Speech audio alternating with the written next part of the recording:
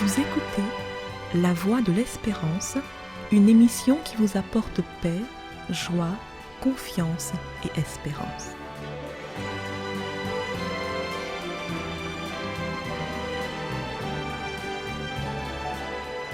Bonjour la Guyane et bonjour à tous depuis la Guyane. Selon les mots d'un ministre, il s'est passé un drame absolu le dimanche 10 septembre dans la ville de Marseille vers 23h. Ce que le ministre appelle un drame absolu, c'est l'assassinat d'une jeune femme de 24 ans. La victime a été grièvement blessée par un tir alors qu'elle se trouvait à son domicile, dans sa chambre, au 3e étage du bâtiment où elle vivait tranquillement avec sa maman, a indiqué la procureure de la République. Elle a été transférée dans un état très grave à l'hôpital, avec un pronostic vital engagé. Mais malheureusement, son décès a été annoncé le mardi matin suivant. La balle l'ayant atteinte a traversé un contreplaqué de bois situé en dessous de la fenêtre de l'appartement. Les tirs se sont déroulés dans une rue où des jeunes se regroupent le soir et où se situerait, au dire de la procureure de la République, un point de vente de stupéfiants. La jeune femme apparaît donc comme étant une victime collatérale d'un règlement de compte entre délinquants. Règlement de compte dans la rue, victime dans son appartement, dans sa chambre. Le bilan de ces tirs en l'air à la Kalachnikov aurait pu être bien plus grave, puisque 3 autres appartements ont été touchés.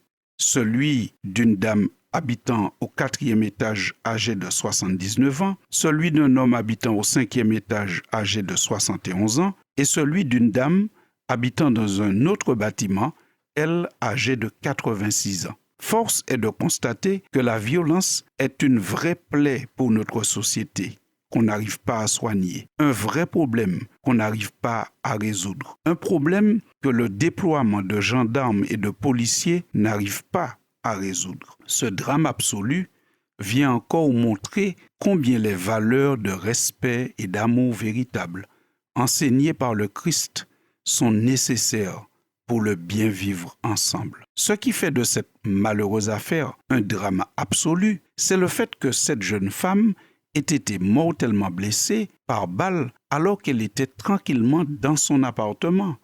La balle a traversé le mur. Finalement, on n'est plus en sécurité nulle part, pas même à la maison.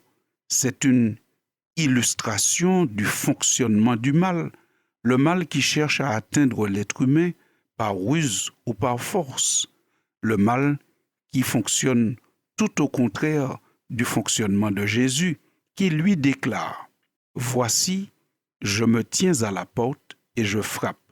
Si quelqu'un entend ma voix et ouvre la porte, j'entrerai chez lui et je souperai avec lui et lui avec moi. » Fin de citation. Texte à retrouver dans le livre de l'Apocalypse au chapitre 3 et au verset 20. Jésus n'est pas une balle perdue. Il ne traverse pas les murs pour entrer. Il se tient à la porte, il frappe, il lance une invitation et attend poliment, patiemment et gentiment qu'on veuille bien le faire entrer. Dieu ne s'impose pas et ne doit pas être imposé à quiconque par quiconque. Dieu fait simplement le constat que devant chacun, il y a la vie et la mort, la bénédiction et la malédiction. Mais il laisse chacun libre de choisir et d'assumer les conséquences de son choix. C'est pourquoi Dieu dit « Choisis la vie, afin que tu vives, toi et ta postérité. » On sent dans ce conseil divin qu'on retrouve dans le livre du Deutéronome au chapitre 30 et au verset 19, que Dieu laisse l'homme libre de choisir. C'est lui qui a en main sa destinée. Dieu ne s'imposera pas à lui, Dieu n'entrera pas par effraction, mais c'est l'homme qui a la clé. C'est lui qui ouvre, c'est lui qui choisit. Jésus n'est pas une balle perdue. Il n'entre pas en traversant les murs pour blesser, tuer, endeuiller les familles. Il n'entre que là où il est invité, mais pour restaurer, sauver, apporter la paix.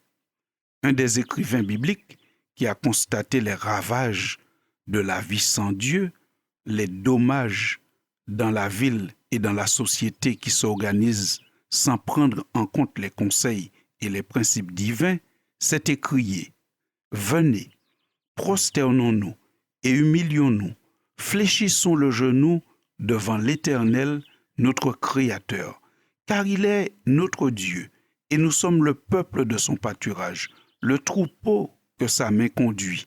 Oh, si vous pouviez écouter aujourd'hui sa voix. » Fin de citation. Retrouvez ce passage dans le livre des Psaumes au chapitre 95.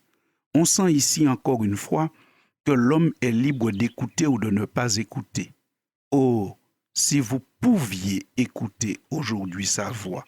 Dieu est un Dieu d'amour, un Dieu de liberté. Contrairement à ce que certains prétendent, Dieu n'est pas un carcan, Dieu n'est pas celui qui s'impose, Dieu n'est pas celui qui empêche de vivre libre. Au contraire, Dieu est la liberté. Cette liberté offerte à l'homme, il peut choisir de laisser entrer le Seigneur ou pas. Mais laisser entrer le Seigneur, c'est laisser entrer la paix, c'est laisser entrer le bonheur. C'est ce que Dieu lui-même déclare quand il dit dans le livre du prophète Ésaïe, « Moi l'Éternel ton Dieu, je t'instruis pour ton bien, je te conduis dans la voie que tu dois suivre. Oh, si tu étais attentif à mes commandements, ton bien-être serait comme un fleuve et ton bonheur comme les flots de la mer. » Fin de citation. Retrouvez cette parole de Dieu dans le livre du prophète Ésaïe, au chapitre 48, au verset 17 et 18.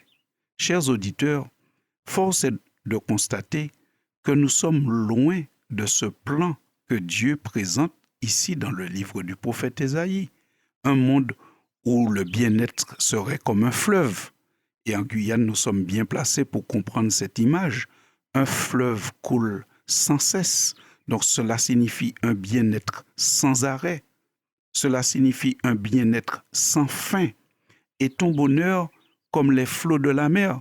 Nous pouvons aussi comprendre cela en Guyane, car nous avons aussi la mer et nous voyons que le flot de la mer est incessant.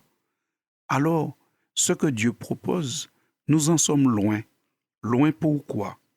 Loin parce que trop souvent, malheureusement, les hommes, la société, nous nous écartons de ces principes et de ces valeurs. Enfin, nous dirons que l'équipe de la Voix de l'Espérance, semaine après semaine, vous invite à entrer en prière et à compatir, car la douleur et la souffrance ne cessent de frapper ce monde et parfois des familles en particulier, comme la famille de cette jeune femme qui a été tuée dans sa maison, dans sa chambre, par des tirs en l'air alors que des délinquants s'amusent ou règlent leur compte avec des kalachnikovs en main dans la rue. Quelle tristesse, quel drame absolu. Prions pour cette famille, même si nous ne la connaissons pas, et compatissons, car c'est ainsi que malheureusement fonctionne le mal, venant visiter là où il n'est pas invité. Quant au Christ, il est à la porte et il attend qu'on lui ouvre la porte. Chers auditeurs, je vous remercie pour votre attention et vous dis à très bientôt pour une prochaine édition. Jésus reviendra dans sa gloire immortelle pour prendre des mondes les cieux. C'était La Voix de l'Espérance, une émission préparée par l'Église adventiste du 7e jour. Si vous désirez avoir une copie de la causerie d'aujourd'hui, demandez-la. Elle vous sera donnée gracieusement. Écrivez à La Voix de l'Espérance, boîte postale 169 97 324, Cayenne, CEDEX. ou téléphonez au 0594 25 64 26. Merci chers auditeurs et à bientôt.